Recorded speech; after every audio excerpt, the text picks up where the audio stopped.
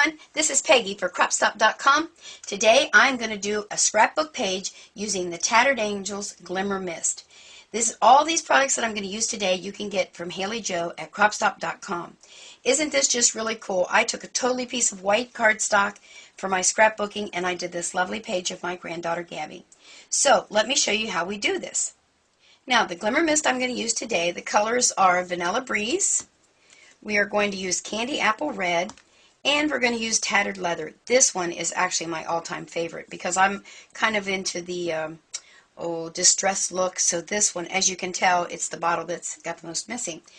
And the other thing we're going to be using are these awesome stencils that Tattered Angels makes. The one we're using today is called Misting Tools. They have this one called Blossom.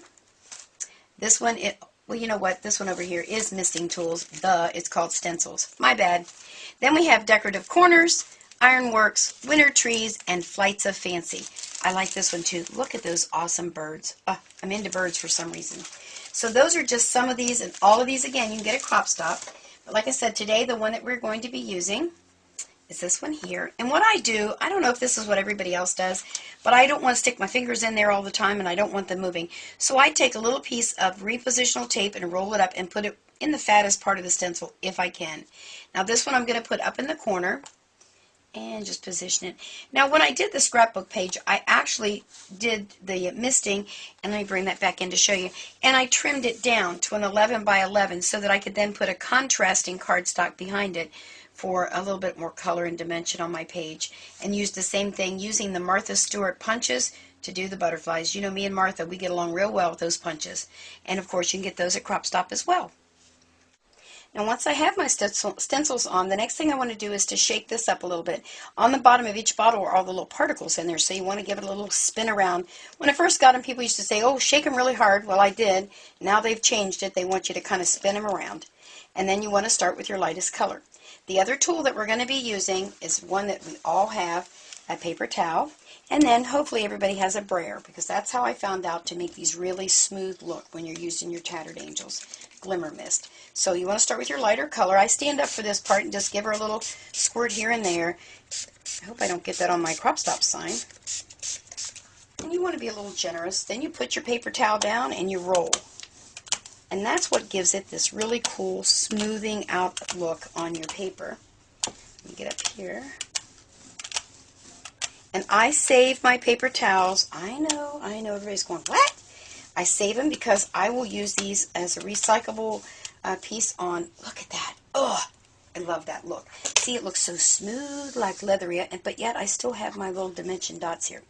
Anyway, I use these paper towels. I'll let them dry out, and then I punch them into flowers. I tear them and put bits and pieces on the scrapbook pages and cards, because you know what?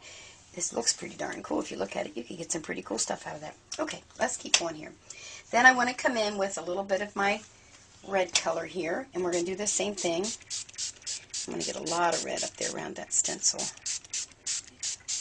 And one thing I can tell you is every time you do this, you're going to get a different look. So even though I'm using the same colors, the same stencils, it's all going to depend on how much I squirt on there and how much I brayer off. The other thing I'll tell you, I learned the hard way. I always like to share my boo-boos. Make sure you wash your stencils off when you're finished, because when you wet those back up, they might just give you the same color. Ooh, that's turning out really pretty. Don't you think so, Steve? Steve's my camera guy, you know, my hubby. Alright, then we're going to do this third color, and we're going to finish it all off here. I'm going to just give us a little spin around, just because I don't want a lot of dark on there, but a little smidgen here and there. There we go. And then we're going to do the same thing, just brayer that.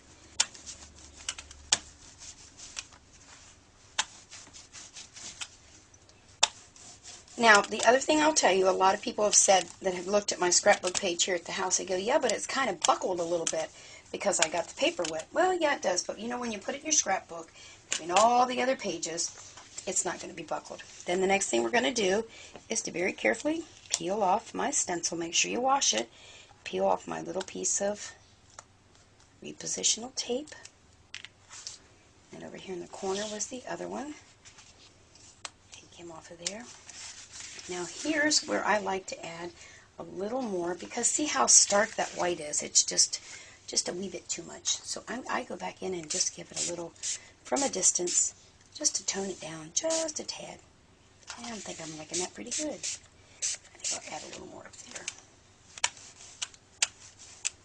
Yeah, that helped. I don't like it too bright white.